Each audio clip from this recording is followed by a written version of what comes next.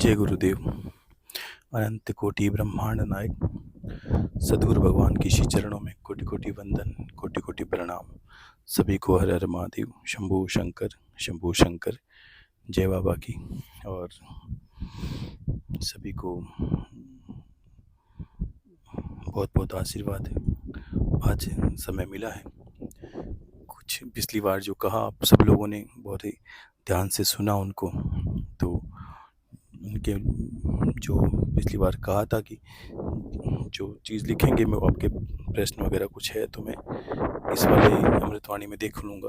तो मेरे पास फ़ोन भी है और वो जो आपके प्रश्न लिखे हुए, पहले तो एक साथ ही उन सभी को आशीर्वाद, जिन्होंने प्रणाम आशीर्वाद कहा है, और सभी खुश रहें। महादेव और भगवान गुरुदेव की कृपा आप पर बनी रहे और सभी को बहुत बहुत आशीर्वाद। इसके बाद कुछ जो लोगों की जिज्ञासा है, प्रश्न हैं, सब ने बहुत अच्छे से सुना। एक प्रश्न लिखा है गायत्री शर्मा ने, इन्होंने एक दो बार पहले भी लिखा था। गुरुजी के चरणों में कोटि कोटि प्रणाम। गुरुजी, मैं अपनी कुल देवी को कैसे प्रसन्न करूं? मैं तो अकेली हूं, मुझे को भी पूजा का फल नहीं मिलता है, क्या करूं? देखो, प्रसन्न करूं ये बात तो सबसे पहले सबको बताई हुई है कि किस तरह, आज से नहीं 3-4 साल से ही सबको बता रखी है कि कुलदेवी की पूजा पाठ कैसे करनी है। उनके निमित्त अब जैसे नवरात्र आ रहे हैं तो पाठ लगाएं। अगर आपकी क्षमता जप करने की नहीं है तो सुबह शाम आरती जोत करें और कुलदेवी के निमित्त भोग प्रसाद बनाएं। तब भी प्रसन्नता तो है ही देवी की, लेकिन कर्म तो करना पड़ेगा। नहीं कर्म करोगे तो फिर तो बस यही है कि सिर्फ अफसोस करेंगे शरीर पर, क्या करें बताओ। और ये सारी चीज़ें आपको बहुत 2-3 साल पहले ही बता दी है कि कुलदेव की पूजा पाठ कैसे करनी है। आप करोगे तो निश्चित प्रसन्न हो जाएगी। इसमें ये कोई पर ऐसे देवी या कोई ऐसी चीज़ नहीं है जहाँ से आज तक आपकी पूजा पहुँचती नहीं है या कोई आपकी भक्ति पहुँचेगी नहीं, बहुत सरलता से। दूसरे देवी के मुकाबले मैंने कहा कुल देवी की पूजा पाठ बहुत जल्दी फलित होते हैं इंसान को। तो आप श्रद्धा से देखें पुराने अमृतवाणी वीडियो और आप उनके अनुसार पूजा पाठ शुरू करें। देवी का आगे नवरात्र आने वाले हैं, तो जो श्राद्ध पक्ष के बाद पितृपक्ष है उसको बाद में तो आप करें, उसमें भी आपको अच्छा लाभ मिलेगा। और एक वर्षा सिंह, आज गुरुदेव जी हरतालिका तीज का निर्जला का व्रत था, तो आपका आशीर्वाद आ गया, आपकी अमृतवाणी, खुश रहिए। और विशेष कोई प्रश्न तो कुछ है नहीं। एक मुझे बहुत अच्छा लगा, एक किसी ने लिखा, गुरुदेव के चरणों में कोटि कोटि प्रणाम।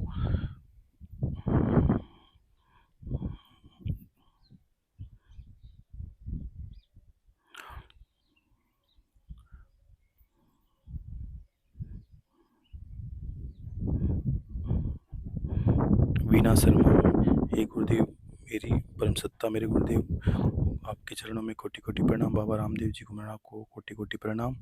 दूज का व्रत बहुत अच्छा लगा दिया, दूज का बहुत अच्छा लगा दिया। सुकून मिलता है जब अमृतवाणी आती है, लगता है गुरुदेव श्याम आ गए। सभी भक्त भाई बहनों को कोटि कोटि प्रणाम।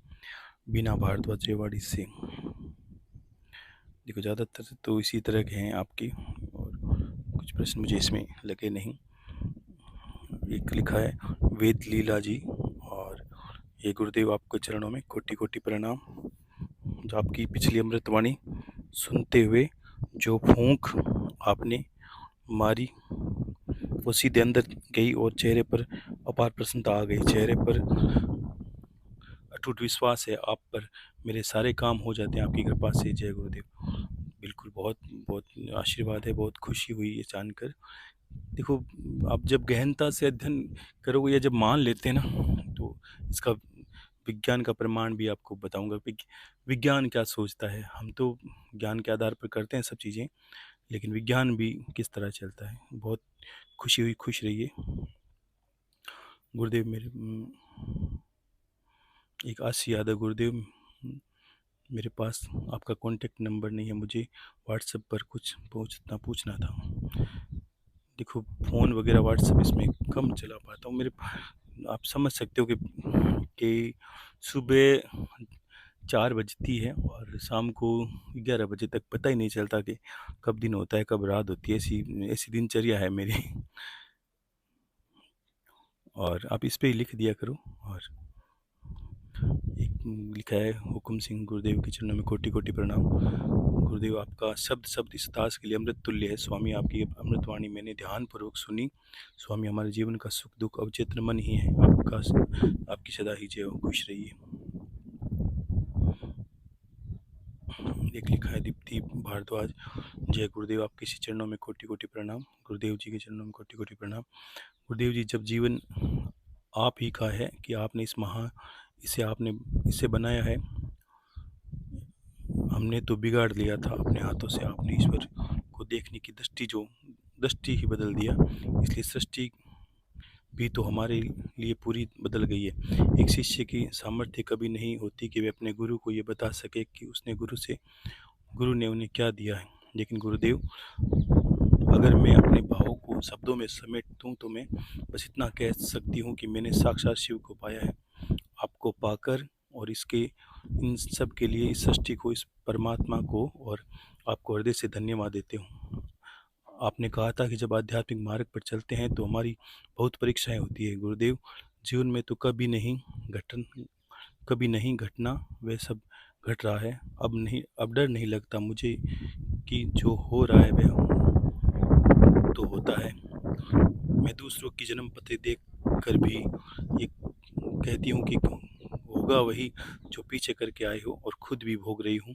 ये सोचकर मेरे बाबा ने मुझे जो दिया ना वह श्रेष्ठ है, चाहे वह दुख है चाहे वह सुख है।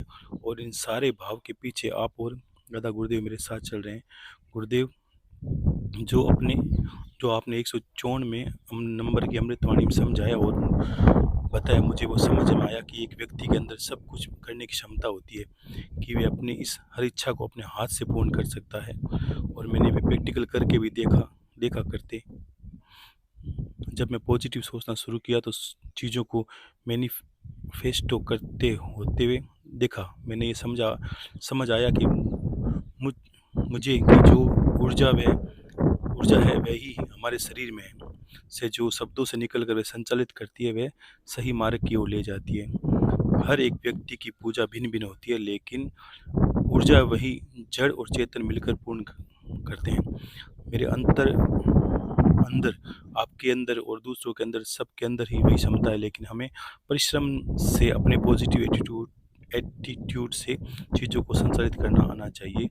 ऊर्जा इस प्राण शक्ति के साथ मिलकर हमें उस चैतन्य के साथ देता है, जिससे हम सब कुछ घटाने में सक्षम हैं, सब कुछ प्राप्त करने में सक्षम है। हमारे द्वारा बोला गया हर शब्द प्रकृति में, ब्रह्मांड में जाकर अनंत गुना हो जाता है और फिर लौट कर हम तक आता है।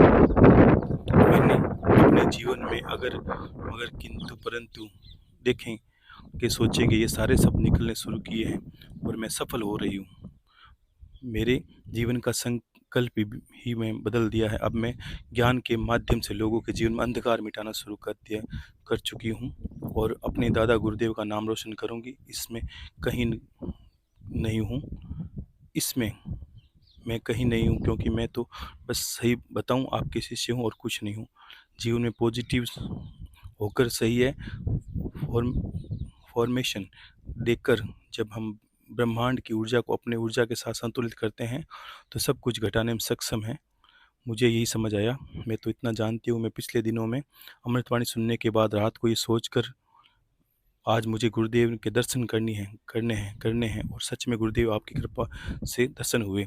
आशीर्वाद दीजिए कि ये ज्ञान को आपने दिया है उसको मैं यानी आपकी शिष्या दिव्या भारद्वाज संसार में लोगों के कल्याण के लिए प्रयोग कर सकूँ, निस्वार्थ सेवा कर सकूँ, मनुष्यों की और जीवन को सफल बना सके। हरिओम, जय गुरुदेव। देखो बहुत ही बड़ा लिखा आपने लेकिन मैं समझ गया कि आपको मेरी बात पूरी समझ में आ गई है। और इस वाकई में ये बातें गहरे अनुभव के बाद में होती है, लेकिन हर कोई ये समझ नहीं पाता। जब आपको पता चल जाता है ना कि जैसे एक चोर को पता होता है कि मैं यहाँ जेल में क्यों हूँ, तो उसको भी दुःख कम होता है, क्योंकि उसे पता है कि मैंने ये चोरी की है, इसलिए तो मुझे मुझे दुःख है। तो यही पीड़ा है। जिस इंसान के जीवन में भी पीड़ा है, चाहे वो संत महात्मा में क्यों ना हो, कोई के भक्त क्यों ना हो, तो उसे कर्मों का पता है। तो शरीर से वह कर्म ही उसे वहीं पीड़ा में धकेल देता है। तो इसमें कोई, फिर हम एकदम आसानी से हम ये मान लेते हैं और जान भी लेते हैं कि हाँ, वापस हमने इसको सही भी करना आता है। ये भी बहुत बड़ी बात है। बहुत अच्छा लगा, खुश रहिए। और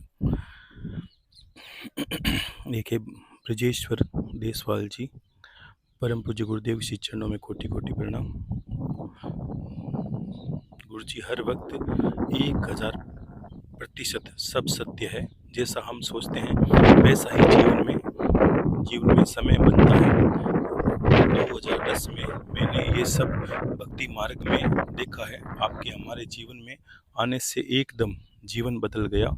सत्य कहूँ तो सब ऐसे ही लगता है, जो होना है होगा ही। अब सिर्फ चिंतन इतना है कि सोहम हर पल सांस सांस में उतर जाए। बस यही आशीर्वाद मिले गुरुदेव। और जीवन में भी इच्छा ही नहीं है कुछ, जो समय करता है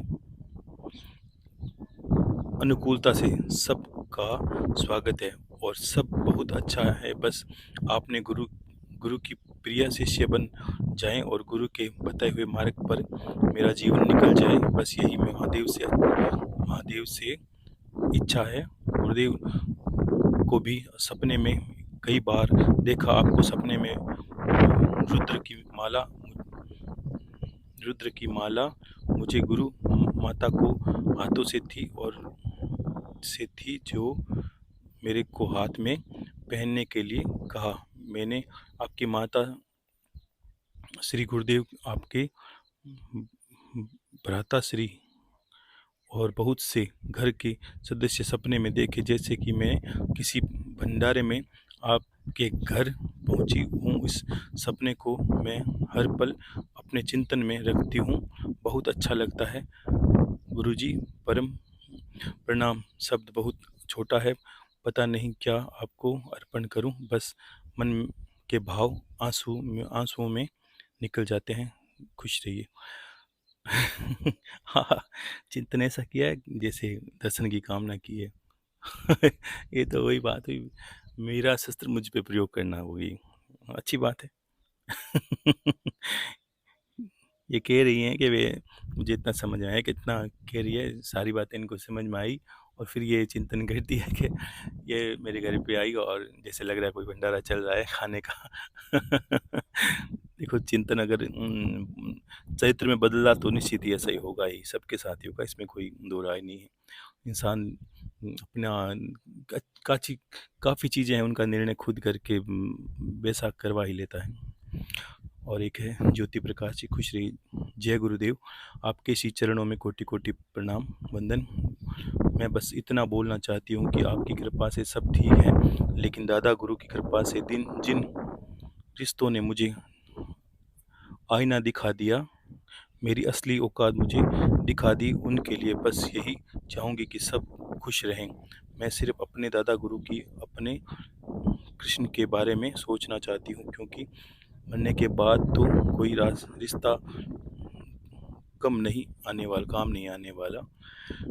देखो, ये जगत माया है, ये सत्य है, लेकिन नकारना क्या है। रिश्ता अगर परमात्मा की वाणी सुने, संतों को सही सुनेंगे, तो आपको कई बातें रहस्य में डाल देगी। आपको अगर कोई अद्वैत की उपासना करने वाला भक्त है, संत है, तो वो हर बात में आपको यही कहेगा जगत मिथ्या है, ये सब कुछ सत्य है, और आपको सब रिश्ते नाते सब कुछ काम नहीं आने वाला, ये सब आपके जाने वाले हैं।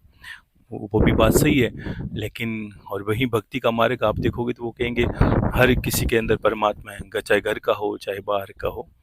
तो ये जो आपने बात लिखी है, इसमें मैं इतनी समझ रहा हूँ कि आपके मन के अंदर रोष है। देखो, अगर माया समझ के रिश्तों को अंतर से नकारते हैं, तब भी ये रोष नहीं रखना होता है। ये रोष अपने आप एक वेर का भाव प्रकट हो जाता है अंदर। ऐसा सोचते हैं कि लोगों ने मेरे साथ ऐसा क्यों किया, ये नहीं करना। अगर आपको सच्चाई का पता ही चल जाए तो कोई बात नहीं, लेकिन रोष नहीं करना कि हाँ, सबका एक स्वभाव है, हम जानते हैं कि एक घर के अंदर एक माँ के 4 भाई हैं, उनका स्वभाव एक जैसा नहीं होता।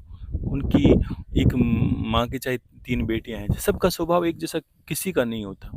तो स हम ये क्यों आशा करते हैं कि जगत हमें सुखी रखे या हमारी कामनाओं को पूरा करे या हमारी सारी बातें सुने, हमें माने, ये कोई ज़रूरी नहीं है। ऐसी चीज़ों को लेकर आप अपने मन पर मत लिया करो, ठीक है ना? और अगर ऐसा पता चल जाता है, लोग दुःख देते हैं, ये तो कोई बड़ी बात नहीं है। लोग दुःख देते हैं, आगे आपके भोलेपन का फ़ायदा उठाते हैं। आपको छोटे से छोटा मित्र परिवार से बहुत रिश्ते ऐसे जीवन में आते हैं, आपको वो क्या करते हैं, वो आपको बताते हैं कि जीवन माया का है, आपको वो लूट भी सकते हैं, आपको ठग भी सकते हैं, आपके साथ छल भी कर सकते हैं। तो इसमें ये कोई बड़ी बात नहीं है, ये होता आया है, आज तो है नहीं।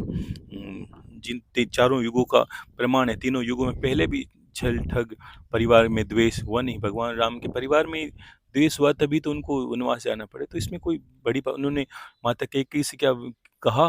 नहीं कहा, किसी से नहीं कहा। उनका पता है, सबका कृत्य है, सब अपना स्वभाव कर रहे हैं। कैकेयी योनि कैकेयी जाने, दूसरा कोई क्या जान सकता है। तो वो कोई किसी को कुछ दोष देना गलत है, सबका एक कर्म है। अंदर में द्वेष नहीं रखना आपको, ठीक है? एक है ममता कंवर जी, उन्होंने लिखा है, जय गुरुदेव, आपके चरणों में कोटि कोटि प्रणाम। आप गुरुदेव, आज आपने मुझे सही सही कर दिया। स्वप्न में कान में फूंक मारी, मुझे समझाया था जन्म फिर जन्म, इसमें कष्ट होता है गुरुदेव। अब हिम्मत करके पूजा में बैठूंगी गुरुदेव। ध्यान में एक सुंदर सी आंख खुलती है, थोड़ा खुली थोड़ा बंद, गुलाबी लाल नीला रंग जैसा दिखाई देता है। बिना डरे खोल लूँ गुरुदेव। में मोबाइल में वीडियो भी देखा, उसमें ध्यान की शक्ति को लेकर अलग बात बता रहे हैं, उसमें भय बैठ गया था। देखो, इस तरह की उलझुल वीडियो आप देखोगे, दुनिया नई नई चीज़ें दिखाएगी आपको। तो या तो आप ऐसा करोगे, मैं बता रहा हूँ वैसा, या वीडियो की तोल मोल कर रहे हो कि गुरु की वाणी में वीडियो की वाणी में कितना सही है, तोल मोल करके करोगे तो डर लगेगा। जब गुरु पे अटल विश्वास करके, तो कहीं तो कहीं भी डर की जगह बैठ जाए, वहाँ भी भय नहीं लगता। तो ऐसा ऐसा तोल मोल करोगे तो कुछ तो जीवन में उल्टा फुल्टा घटेगा ही। अब मोबाइल वीडियो देखना बंद कर दिया थोड़ा। मुझे सावन के लास्ट में नकारात्मक ऊर्जा का एहसास भी हुआ था, सभी भेद मिल गए थे। मेरी दादी जापान रहती, तो वो आपकी शिष्य हैं। मैंने मेरी दादी से कहा, मेरी पूजा संभाल ले, मैं दे दूंगी। दीदी ने भी कहा, डर की कोई बात नहीं है, घर में किसी और को हो तो ये सब बात बता नहीं सकती। अब मैं ठीक हूँ। आप हंस रहे थे, मुझे और ज़्यादा हंसी आ रही थी। गुरुदेव, आगे की बात थोड़ी बात बता दिया करो, ताकि भय नहीं रहे। वीडियो में ऐसे बताया कि कानों में घंटी बजने लग जाती है, तो मैंने सोचा फिर नींद कैसे लगे। गुरुदेव, बुरा मत मानना, ये बताओ कि कुंडली शक्ति का एहसास होना फिर बंद कब होता है? सभी चक्रों में पहुंचने के बाद। गुरुदेव, ये तो कमर तक चढ़ गई, घबराहट की वजह से नीचे उतर गई और हृदय में अपने भगवान को गालियाँ निकालती। हिम्मत है तो आमने सामने आ जा, कहाँ छुप कर बैठा है?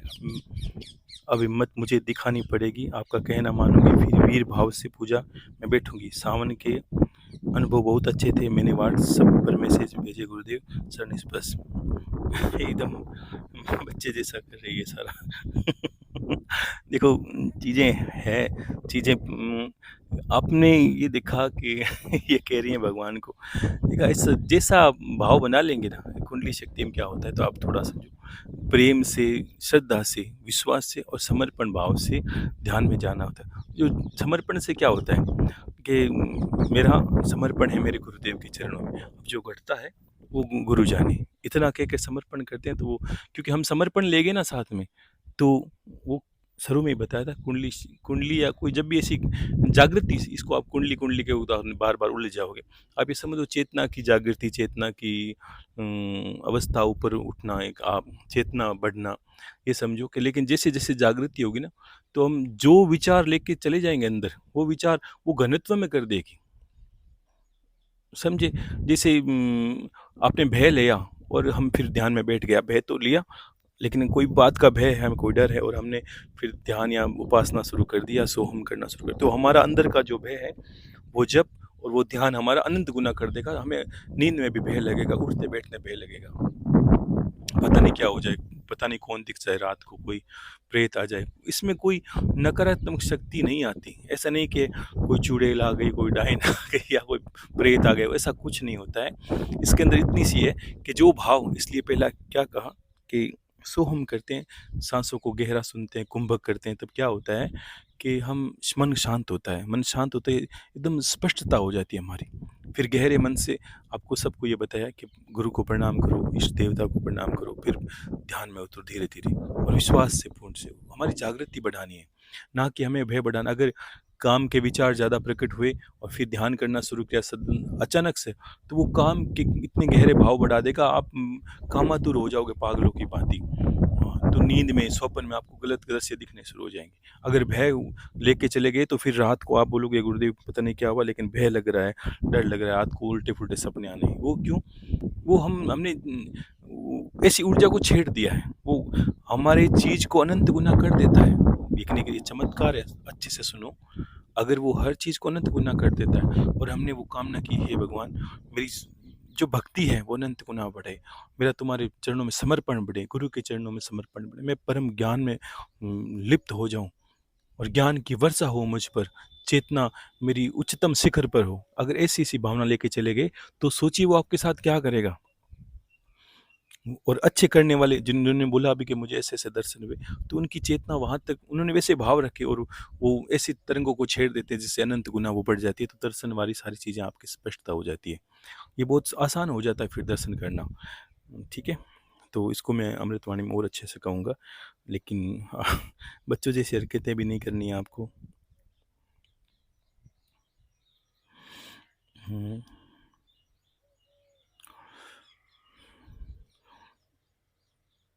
एक है अनिल शर्मा, जिन्होंने बहुत लिखा है कुछ।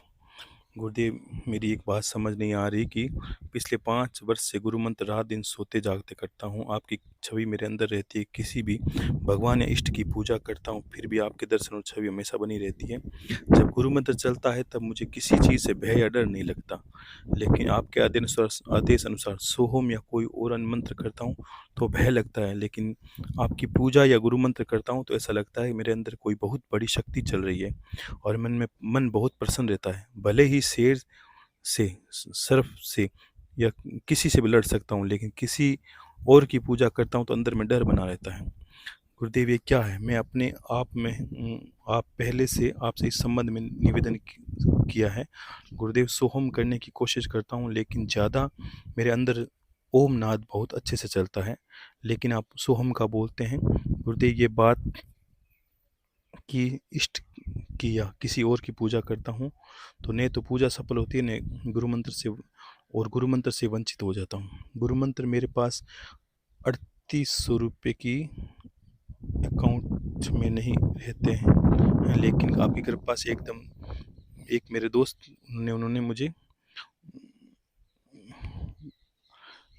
लिखा है गुरु मंत्र से वंचित हो जाता हूँ। गुरुदेव मेरे पास 3800 रुपये नहीं अकाउंट में रहते हैं, लेकिन आपकी कृपा से मेरे एक दोस्त ने मुझे 38 लाख रुपए की प्रॉपर्टी दी है। उन्होंने कहा कहीं से मुझे 1 लाख रुपए एडवांस दे दो, मुझे दे दो, मैं तुम्हें 6 महीने में प्रॉपर्टी करा दूंगा। लेकिन मेरा मन ये मान चुका हूँ कि ये प्रॉपर्टी मेरी है, लेकिन मेरे पास बिल्कुल पैसे नहीं हैं। मैंने ब्याज पर लाकर आपको 1 लाख रुपए दिनांक 9 जुलाई 25 को दिए थे। तब देखो इसी तरह के मेरे ब्याज पर लाकर 1 लाख रुपए 9 जुलाई को 25, तब मैंने ये मान बैठा हूँ कि प्रॉपर्टी मेरी नहीं है। कुछ समय बाद अमृतवाणी आई थी, उसमें आपने बताया कि 154वें नंबर की आपको सिर्फ अवचेतन मन में ये मानना है कि ये मेरी ही जगह है। गुरुदेव मेरा दोस्त 2032 के बाद करीब 11 करोड़ का आदमी है, मतलब उसने प्रॉफिट अब तक 11 करोड़ कमा चुका है। उसका चरित्र और भाव मुझसे भी ज़्यादा अच्छा है। जैसे वाले होते हैं उसने जैसा नहीं है, उनके जैसा नहीं है।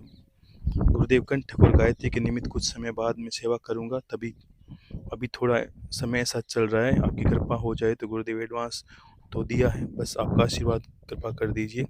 गुरुदेव जब आपके शिवलिंग के पास आपको पूजा करते अनुभव करता हूँ, देखो इन्होंने अपनी व्यक्तिगत बात लिखी है पैसों की वगैरह।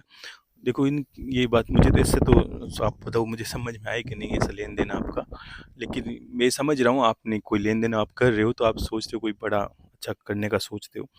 देखो मैंने कहा जो भाव लेके जाते हो आप, जैसा भी आपका व्यापार है, जैसा भी आपकी इच्छा है, तो ईश्वर आपके साथ है, लेकिन आपको ये ध्यान रखना है, सचेत रहना है।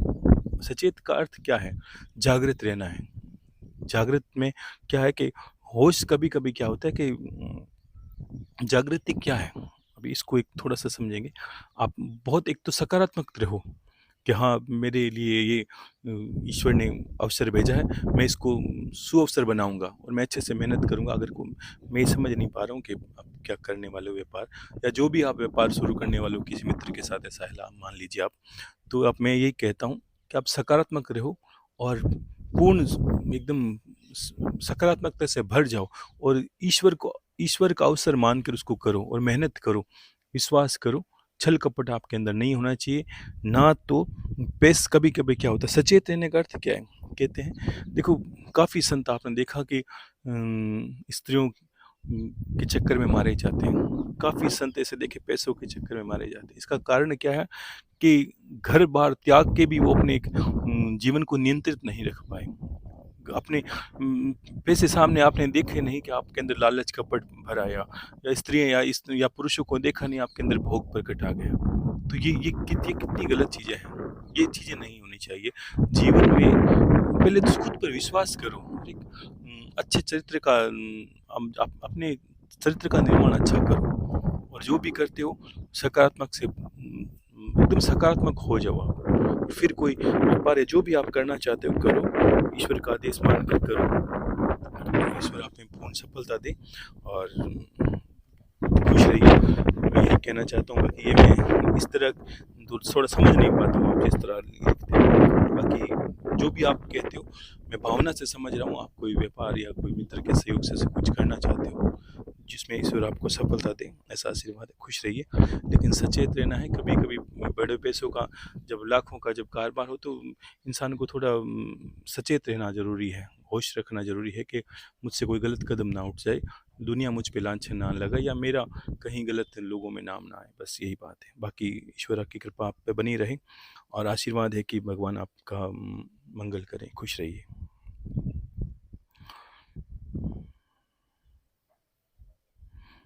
और बाकी अब सभी के प्रश्नों को बहुत बहुत है। एक प्रश्न मैं विशेष तौर पर लूँगा, ये एक अमृतवाणी सी बात है, मुझे बहुत अच्छा लगा।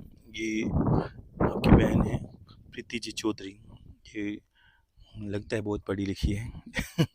ऐसे सब लोग पढ़े लिखे हैं, आप लोगों में बहुत डॉक्टर भी हैं, कोई बाहर भी रहते हैं। जाहिर सी बात है अगर विदेशों में रहते तो आप पढ़े लिखे हो, अनपढ़ इंसान को कौन विदेशों में ले जाएगा। ठीक है, तो इन्होंने बहुत अच्छा लिखा है, देखो इसको समझना आपको। प्रीति जी चौधरी ने लिखा है, गुरुदेव आपके चरणों में कोटि कोटि नमन। आपको इस अमृतवाणी को सुनकर ऐसा लगा गुरुदेव आपने तो अपना सब कुछ हम पर न्योछावर कर दिया। बस आपसे और ईश्वर से यही प्रार्थना है कि आपकी अपेक्षाओं पर खरा उतरने का सामर्थ्य देना। ऐसा लगा गुरुदेव कि आपने अपने तप का सारा सार ही हमें परोस दिया।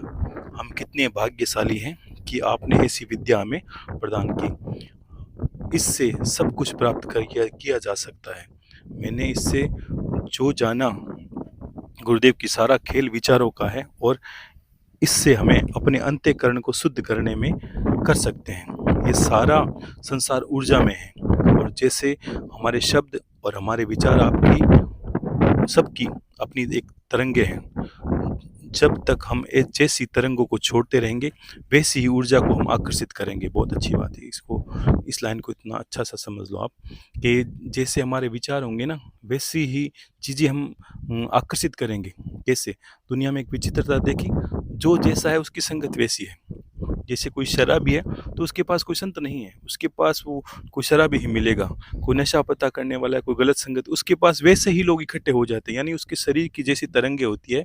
इस छोटी सी लाइन का बहुत बड़ा अर्थ निकलता है। इन्होंने बहुत अच्छा समझा इसको, कि हम जैसे विचार छोड़ते हैं या जैसे आकर्षित कर, अगर ये देखो दुनिया कितनी सुंदर है, दुनिया कितनी रंगीन है, दुनिया कितना प्रेम में है, तो आपको सब में प्रेम दिखना शुरू होगा। आप जो देखना चाहोगे वैसे दिखेगा आपको। कोई गाना चलता है, एक गाने की, ये दुनिया गाने की बात ही समझ लो, एक नया उदाहरण समझो, एक दुनिया एक गाने की बात ही है। एक गाने के अंदर कम से कम 40-50 वाद्य तो बजते ही हैं।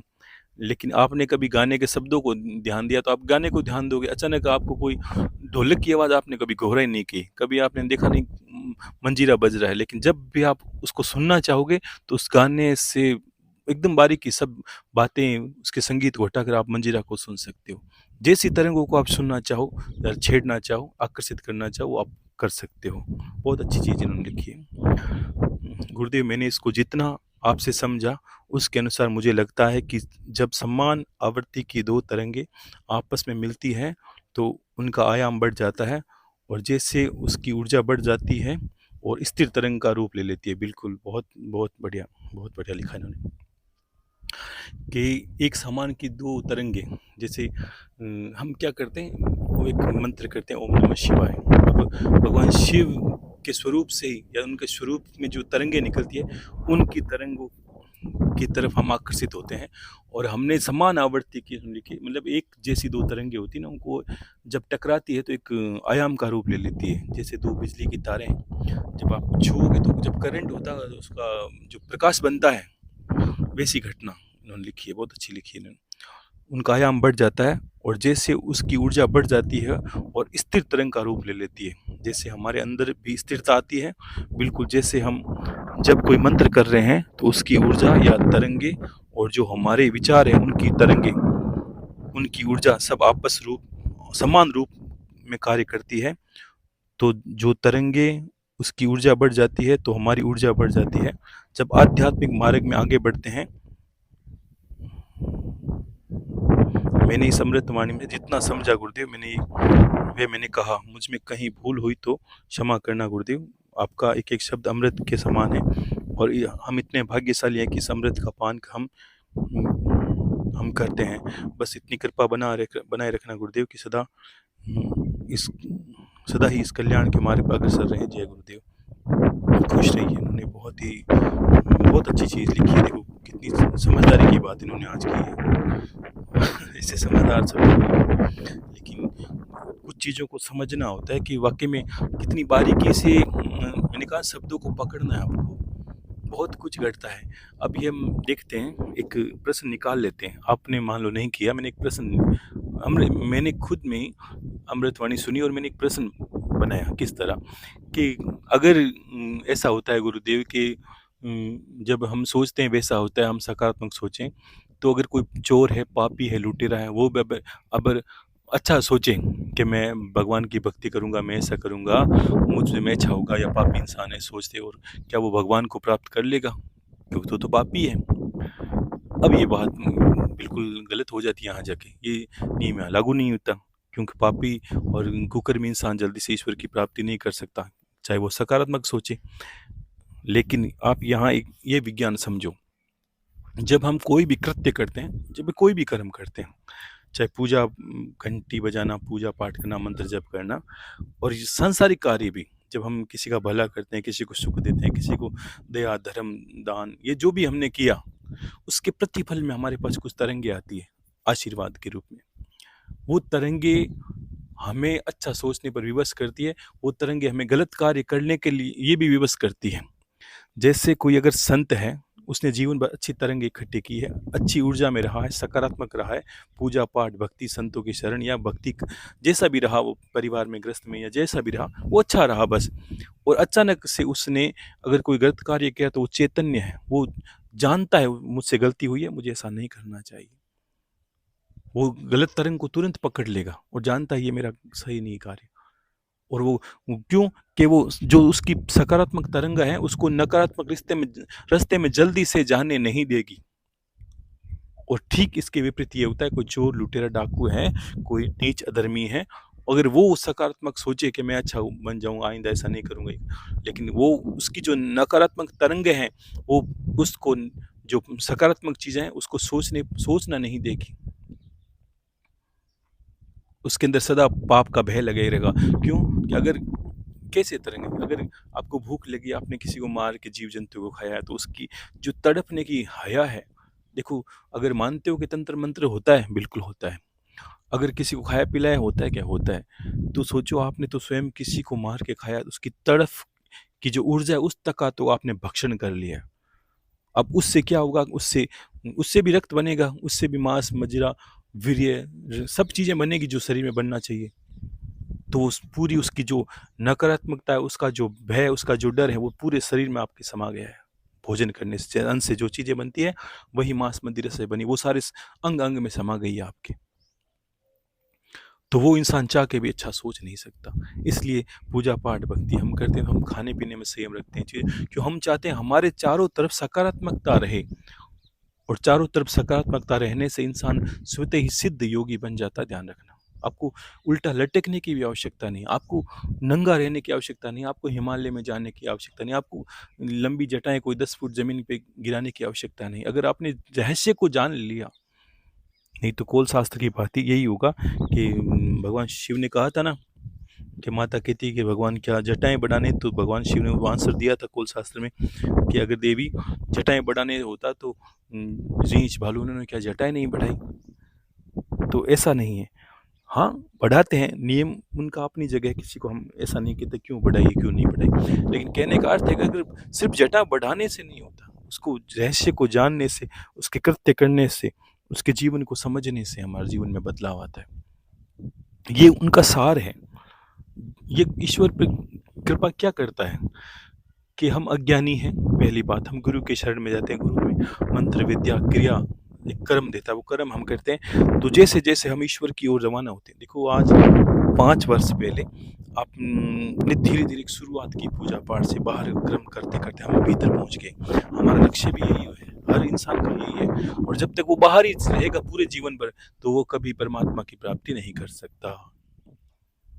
ये मार्ग है द्वैत से अद्वैत की ओर जाने का, यहीं ईश्वर का मिलन होता है। नहीं बाहर, अगर कोई इंसान बाहर ही भटकता रहे तो नहीं। क्यों? कि उसको पकड़ आना चाहिए कि बाहर जो ब्रह्म है, उसका जो मूल है, बाहर तो एक प्रतिबिंब है, जो मूल जहाँ से उसकी रिफ्लेक्ट, या जहाँ से उसकी के पानी के अंदर सूर्य को देखकर हम खुश नहीं हो सकते कि सूर्य तो ब्रह्मांड के अंदर विराजमान है। तो वैसे ही अंत्यकरण तक जब हम अद्वैत को समझेंगे, जब ज्ञान की दृष्टि से भीतर योग को प्राप्त करेंगे, जब हम योग को जानेंगे, योग की क्रिया को जानेंगे, योग शब्द को जानेंगे, किस तरह दो को जोड़ा जाता है, फिर योग बनता है, किस दूसरे को जोड़ना, एक तो हम हैं, हम किस से जोड़ेंगे, आत्मा को परमात्मा से जोड़ने का काम ही योग है। ये सब चीज़ें हम भीतर मिलेगी, बाहर नहीं मिलेगी। बाहर यही मिलेगा, यहाँ जाओ, वहाँ जाओ, ये कितना जाओगे आप? ये तो दुनिया इतनी बड़ी है, गाड़ियों में आप करोड़ रुपए लगाओ तब भी तीर्थ पूरे नहीं होंगे आपके। लोग, और अभी तो पंजाब की काफ़ी जो भाई बहन है, उनको बड़ा ईश्वर उनका ध्यान रखे, और बहुत जलप्रपात चारों तरफ हो रहा है। ये जल ही विनाश का कारण बनेगा, ये बात बहुत पहले कही थी मैंने। ध्यान रखना, धीरे धीरे ये दूजा कोई नहीं आने वाला इस संसार को नष्ट करने के लिए। बाकी देखो, चीज़ें उलट-फुलट हो रही है, चाहे किसी मार्ग से हो, कोई कारण निमित्त कोई भी हो, बस मनुष्यता का नाश हो रहा है चारों तरफ, और कुछ नहीं। संतों में झगड़े, लड़ाई झगड़ा, कूट-मार, ये सब चीज़ें क्या विनाश का कारण है, कि हम अपना ही विनाश स्वयं कर रहे हैं। ठीक है, तो वैसे ही संसार चल रहा है। बस अपना मार्ग देखो, अपना पथ देखो, लोगों को देखने की ज़रूरत नहीं है कि लोग क्या करते हैं, क्या नहीं करते हैं। सब अपना कर्म भोग रहे हैं भाई। कोई किसी को चाह के सुखी नहीं कर सकता। कि हम आप एक दिन बहुत बड़े ज्ञानी हो जाओगे, जान जाओगे। आज इतना ज्ञान तो आप में हो गया कि किसी इंसान के कृत्य को देखकर आप बता सकते हो कि इसका अंत क्या होगा। तो लेकिन आप उसको समझा सकते हो क्या? नहीं, परमात्मा नहीं समझा सकता। भगवान कृष्ण दुर्योधन को समझाने कितनी बार गए थे? क्या उन्हें महाभारत का अंत नहीं पता था? पता था। उन्हें सारा अंत पता था, लेकिन फिर भी वो भगवान हैं, जानते थे कि महाभारत होगी, जानते थे ये क्रिया वहाँ खत्म होगी, सबका नाश, लेकिन फिर भी अच्छे लोगों की, अच्छे भक्तों की, अच्छे परमात्मा का स्वरूप है वो तो वो उनका प्रयास रहता है कि कल को किसी का भला हो तो अच्छा है, उन एक के पीछे कितनों को मारना पड़ेगा। तो वही उनके अब अच्छे लोगों की गुणवत्ता होती है कि वो प्रयास अच्छा ही करते हैं। ठीक है, तो ये संसार का चलन है, यहाँ समझना होता है दुनिया को कि किस तरह ये लोगों का मत है अपना जीवन जीने का। ठीक है, तो बहुत अच्छा कहा इन्होंने, प्रीति जी चौधरी है इनका नाम, की गुरु बहन, बहुत अच्छा समझा इन्होंने। एक प्रश्न है प्रदीप कुमार, जय गुरुदेव, आपके चरणों में कोटि कोटि प्रणाम। गुरुदेव, आपने अमृतवाणी में जो कहा गुरुदेव ये सत्य है, हम जो सोचते हैं वही हमें मिलता है। ये सब कुछ मैंने अनुभव किया है, चाहे अच्छा या बुरा, चेतन मन हर पल सोचता है, इस पर बस नहीं चलता, लेकिन आपकी कृपा से अब मन के विचार शांत और अच्छे होने लगे हैं। अमृतवाणी सुन और समझ कर सावन में एकांत की कमी थी पर ध्यान लगा।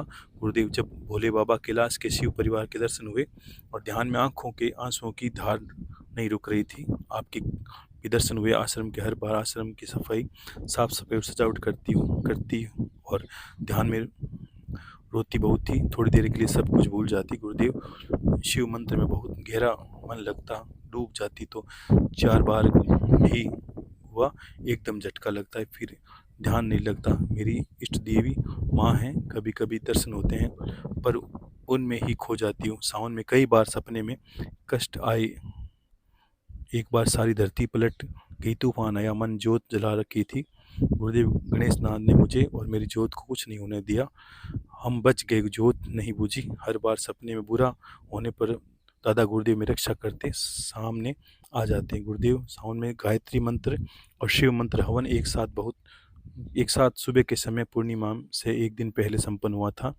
आपकी कृपा से गुरुदेव, जब अपने आप में ध्यान लगाती हूँ तो नहीं लगता, लेकिन ना सोचती हूँ अचानक कहीं गुम जाती हूँ, पता नहीं चलता। गुरुदेव क्षमा करें कोई भूल हो तो, आपका ज्ञान अमृत है, हम मूर्ख हैं, समझ नहीं पाते। आपकी शरण में जीवन में बहुत सुख है और खुशी है, जीवन में पूर्ण रूप में बदल गया है, दुखों से निकलना आ गया है, किसी चीज़ की मोह ममता नहीं रही और 103 में अमृतवाणी रूपी खजाना पाकर सब कुछ पा लिया। पा लिया। अब आप कृपा बनाए रखना। कुसुम लता बहादुर, हरियाणा से आपके चरणों में कोटि कोटि प्रणाम। देखो, बहुत ही चीज़ें अच्छी अनुभव की है जीवन में आपने। देखो, जैसे जैसे करते रहोगे ना, सब चीज़ अनुभव करते रहोगे। आज जितना आप सकारात्मक होगे, दर्शन दुर्लभ नहीं है, परमात्मा सतत हर क्षण हर जगह प्रकट है। एक जगह ऐसी जगह मिलेगी नहीं आपको जहाँ परमात्मा ने बाहर भीतर, लेकिन दृष्टि बदलने की देरी है। लेकिन दृष्टि बदल दोगे तो बिल्कुल परमात्मा मिलेगा, इसमें कोई संशय नहीं है। और और आपने कहा कि कभी जब ध्यान लगाती हूँ ध्यान नहीं लगता, कभी अचानक लग जाता। देखो, ध्यान घटता है, हम लगाते, हम तो बैठने का अभ्यास करते हैं ताकि एक ऊर्जा हमारे अंदर बनी रहे। एक दिन, मैंने कहा ना, एक दिन वेट करोगे, 2 दिन करोगे, 3 दिन, चौथे दिन तो वो घटित होगा ही होगा, अचानक से होगा और अचानक मन लगेगा। कभी कभी ऐसा मन करेगा कि सब कुछ छोड़ के 2 मिनट कमरे में आंखें बंद कर बैठ जाऊं, बिल्कुल करेगा। उस वक्त शरीर आपको खुद ध्यान करने पर विवश कर देगा, ऐसा ध्यान का बड़ा रहस्य है। ठीक है ना, तो जितना सकारात्मक होगे और आप ये समझोगे कि ध्यान करने से क्या फ़ायदा है, ईश्वर के दर्शन इससे होने से क्या फ़ायदा, अरे ये कल्याण का है, ये सब चीज़ें कल्याणकारी है। क्या कि आपकी एक शरण निश्चित हो गई कि आप कहाँ जाने वाले हो, आपका एक मार्ग निश्चित हो गया कि उससे वहाँ आप भटकोगे नहीं। ठीक है, तो खुश रहिए। एक है जगपाल सिंह, गुरुदेव के चरणों में कोटि कोटि प्रणाम। गुरुदेव, अमृतवाणी 193 में गागर में सागर है जो कि सर्वश्रेष्ठ है।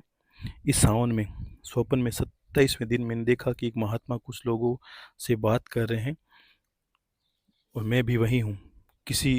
वे किसी रास्ते की ओर इशारा कर रहे थे तो मैंने बोला था, उन्होंने मुझे बताया कि ये रास्ता तो गायत्री माता की ओर पर्वत पार करके जाना है।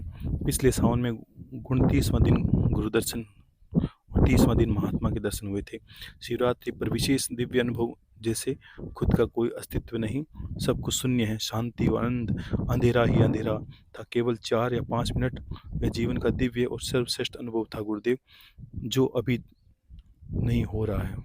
देखो ऐसी चीज़ें बहुत दुर्लभ होती है, जो कहते हो ना ये चीज़ें, ये संजोने की है कि आपके जीवन में ऐसा कभी हुआ था कि विचित्रता हुई थी। तो ये कभी इनका स्वप्न और यथार्थ का क्या फ़र्क है पता है? एक तो स्वप्न ऐसा होता है कि मैंने आप 10 लोगों से बात की मान लीजिए, और मुझे आपका चेहरा याद है, दिन भर आपसे बातें करता हूँ, और अनभिज्ञ में कभी स्वप्न आया, मुझे आप दिखे या हम कहीं जा रहे हैं, आ रहे हैं, तो ये एक स्वप्न है। लोग इसे कहते हैं ना, ये सपने की बात है, भूल जाओ उनको, डरने की बात नहीं है। कभी भी सपन आए और जो आप जिसको आप जानते नहीं हो वो दिखे आपको, तो स्वप्न को स्वप्न नहीं देता, वो मार्ग दिशा निर्देशक है। आपको किसी न किसी, जिस संत के आपने दर्शन किए, वो कोई गायत्री के पथिक हैं, जिन्होंने जीवन में शरीर रहते ही, हो सकता है कहीं कंदराओं में, कहीं साधनाओं में, वो आज भी साधना गायत्री माता कर रहे हैं, तो उन्हीं से संपर्क, जैसे इन्होंने प्रीति जी ने, आपकी गुरु बहन ने लिखा था ना कि जे समान आवृत्ति की दो तरंगे टकराती है तब एक आयाम बनता है, वैसे ही क्या होता है, जब दृश्य बनता है, वहाँ ब्रह्मांड में गायत्री मंत्र के करने वाले जितने हैं, उनसे धीरे धीरे संपर्क, जैसे आप घन आपकी संघनता बढ़ेगी मंत्र की, वैसे वैसे आपको संपर्क होते जाएंगे वो सब, यानी उनकी दृष्टि में आप हो, चाहे वो देवी हो चाहे महात्मा हो, ठीक है। तो इन इनका इनका कोई एज ये नहीं है कि ये क्यों हुआ, ये क्यों नहीं, ये कारण बता दिया ना मैंने। कहा आप जैसा करोगे वैसे मेरे मार्ग टकरेंगे, सीधी बात है। मैं अगर अभी कहूँगा मैं काशी जा रहा हूँ, तो मुझे काशी के राहगीर तो मिलेंगे, और कहाँ मिलेंगे। काशी जा रहा हूँ, मुझे कोई अगर ऐसा थोड़ी है कि हिमाचल जाने वाले लोग मिलेंगे, मुझे काशी के राहगीर ही मिलेंगे रास्ते में। वैसे ही जिस मार्ग पर जाएंगे वैसे ही हमें लोग मिलेंगे। और एक है जीतू खतवानी जी, जय गुरुदेव, आपके चरणों में कोटि कोटि प्रणाम। सदैव अपना दास बनाए रखिए गुरुदेव, सभी पर कृपा बनाए रखें। और इन्होंने लिखा है, बस इन्होंने इतना ही लिखा है, उत्तम चंद खटवानी, उदयपुर राजस्थान से, जय गुरुदेव, खुश रहिए।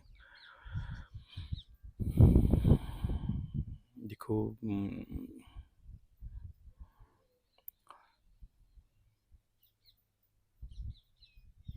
बाकी सभी ने, मैंने कहा सभी ने लिखा है, उन सभी को मेरा बहुत बहुत आशीर्वाद है जिन्होंने परिणाम लिखा है,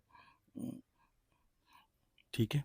और आपको फिर, समय तो काफ़ी हो गया, घंटा भर होने को है, लेकिन आप ये समझो कि जीवन के विषयों को समझो, जीवन के तरीकों को समझो। आप और लोगों में फ़र्क है। आप जो जान गया है कि क्या विष है क्या अमृत है, उसको बस थोड़ा संभल के जीना होता है। संभल के किस तरह से, ये सोचना है कि मुझे क्या पीना है, क्या खाना है, क्या उठना है, क्या उठना है। जितना जिसने ऊर्जा के रहस्य को समझ लिया, उसने जीवन को जान लिया, बस इतनी सी बात है। अब तो क्या, इसीलिए तो हम पूजा पाठ यज्ञ हवन के, ये हमारी ऊर्जा के घनत्व को बढ़ाता है, बढ़ेगा, कमाई बढ़ेगी। एक अमृतवाणी में कितना अच्छा बताया था कि बड़ा कुछ खर्चा करना हो तो बड़ी कमाई करनी पड़ेगी।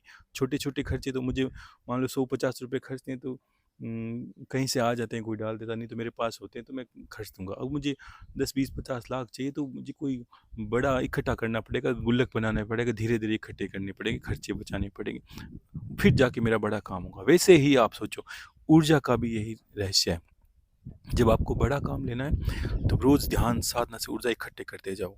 अगर मान लीजिए आपने 10 दिन आपने ध्यान किया, क्या होता है चमत्कार कि 10 दिन हमने ध्यान किया गहनता से, और हमने सोहम किया, एकाग्र होकर हमने, हमारा बड़े अच्छे से मन, हमें पता चल रहा है कि हमारा बस ध्यान घटित हो जाता है, हम एकाग्र हो जाते हैं, मेरा मन कहीं नहीं भटकता। और 11वें दिन जाके आपने कोई, मान लीजिए कोई कामना आज आपकी हुई, चलते फिरते ही, तो आप सोचो कि चमत्कारिक रूप में पूरी होगी, क्योंकि आपके पास कमाई है वो। और यही जाके क्या बनता है, आगे वरदान और श्राप बन जाता है। बताओ, एक संत महात्मा जाके, इसने एक 10 वर्ष साधना की, साधना करके मंत्र जब से ऊर्जा एकत्रित की, किसी ने जाके भंग किया या किसी की वजह से वो उसको परेशानी हुई, उसने आंख खोली, उसने, वो तो ऊर्जा का भंडार बना बैठा है पहले ही, चाहे वो वरदान ले उससे, चाहे श्राप ले, और उसने जो बोला वो घटित हो गया, उसके पास ऊर्जा का बाउंडर है। तो वैसे ही अगर खर्चा कम करोगे, बचत करोगे, तो आपके पास भी ऐसा हो जाएगा। तो सारी चीज़ें तो आपके सामने है प्रत्यक्ष में, क्यों उलझना है, क्यों मिथ्या इधर उधर फंसना है, क्यों जगह छोड़कर कभी इधर जाऊं कभी इधर जाऊं, कोई कुछ नहीं करना। सब सर्वत्र ईश्वर विराजमान है, जैसे हवा सर्वत्र है, प्रकाश सर्वत्र है। कोई सी जगह है जहाँ अंधकार है, कोई सी जगह है जहाँ हवा की बिना उपलब्धि है जीव जंतु। तो फिर अगर ये पांचों तत्व सर्वत्र है, तो आपका जो पंच तत्व से ऊपर ईश्वर है वो भी सर्वत्र है। कि मेरे पास आओ, मेरे पास भगवान है। आप मेरे पास काशी आ जाओ, भगवान है। आप मेरे पास उत्तराखंड आ जाओ, भगवान है। मेरे पास हिमाचल आ जाओ, भगवान है।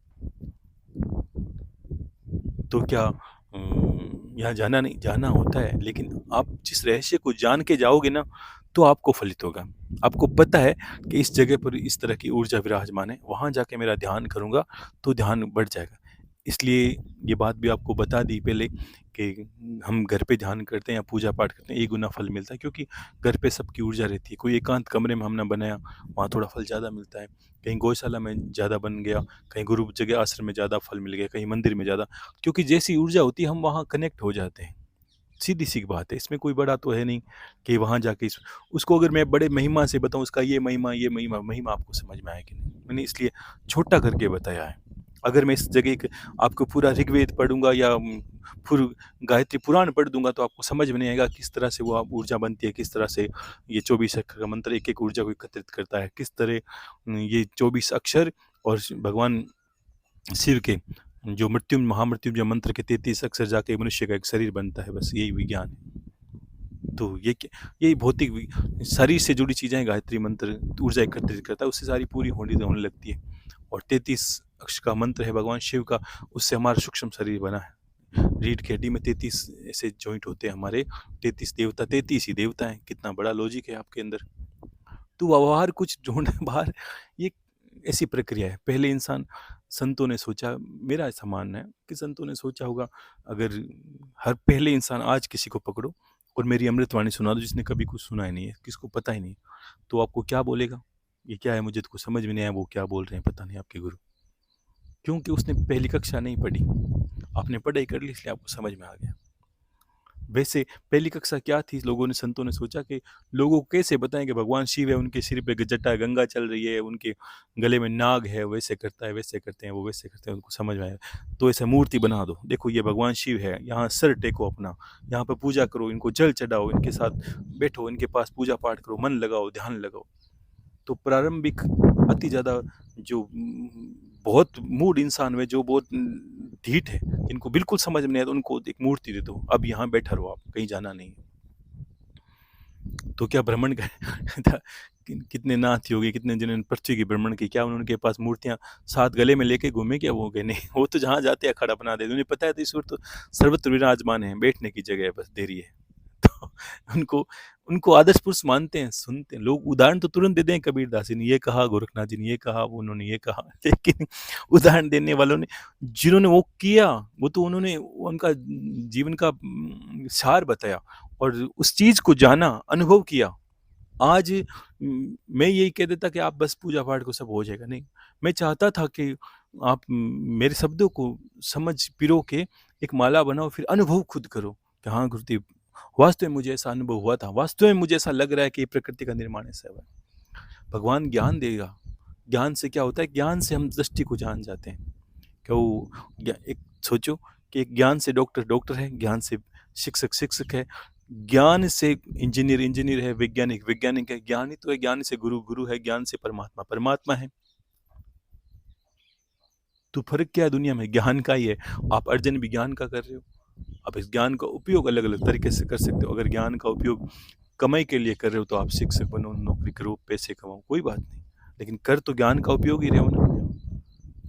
हर किसी के पास ज्ञान का है।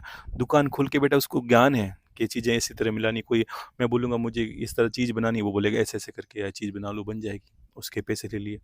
डॉक्टर ने पेन चलाया, उसके पैसे ले लो, उसे पता है ये बीमारी ये गोली लेने से ठीक हो जाएगी। तो ये बात है, किसी को गाने का ज्ञान है, किसी को बजाने का ज्ञान है, तो ये ज्ञान ही, ईश्वर जब प्रसन्न होता है तब ज्ञान देता है, और ज्ञान से इंसान के सारे संशय खत्म हो जाते हैं। और नित्य दर्शन करो, रोज कौन मना करता है? मैंने कहा ना, लोग कहे त्रिवेणी संगम नहाओ, कुंभ में नहाने वालों के साथ क्या हुआ देख लो आप, क्या कितना बदलाव आया, कितना धर्म बढ़ गया, कितना किस हो गया। लेकिन ये तो लोगों की खुद का अहम है। भगवान राम का मंदिर बना, बहुत अच्छी सुकून भरी बात है, बनना चाहिए, लेकिन सोचो क्या बनने के बाद लोगों में परिवर्तन आया, ये देखना होता है कि परिवर्तन आया कि नहीं आया। परिवर्तन देखा जाता है। कोई चीज़ का निर्णय यही कि आप आज 5 साल से कर रहे हो, आपके ज्ञान में परिवर्तन नहीं आया तो आपको गुरु का भी त्याग कर देना, इसमें कोई दोष नहीं है। अगर मेरे सुनने से, मेरे कहने से आकर 7-8 सालों में आपके जीवन में बदलाव नहीं है, आपको लगा गुरुदेव आपने बताया वैसा जीवन में वो नहीं हो रहा है, तो मैंने शुरू में कहा होगा आपको गुरु का त्याग करने इसमें कोई दोष नहीं है। तो ये जीवन में होता है, यही करना होता है। ठीक है? तो खुश रहिए और अगली बार इसको थोड़ा मैं और अच्छे से कहूँगा। बहुत अच्छा, इसको 5-7 अमृतवाणी में ऐसा समझाना चाहता हूँ कि आपके रग-रग में, आपके रक्त के एक-एक कण में चला जाए, आपके जीवन के अंतिम क्षण तक, तो आपको याद रहे कि बस सोते समय, शरीर त्यागते समय आप ईश्वर को देख सकते हो, उसको पकड़ सकते हो, उसकी शरण में जा सकते हो। ये ऐसा एक विज्ञान बनता है पूरा, कि अंतमति सुगति, ये मति वहाँ तक कैसे ले जानी है आपको। ठीक है ना? तो सचेतता से, एकदम सचेत रहकर जीवन जियो आप। खुश रहो। हर हर महादेव। शंभू शंकर, शंभू शंकर। जय गुरुदेव।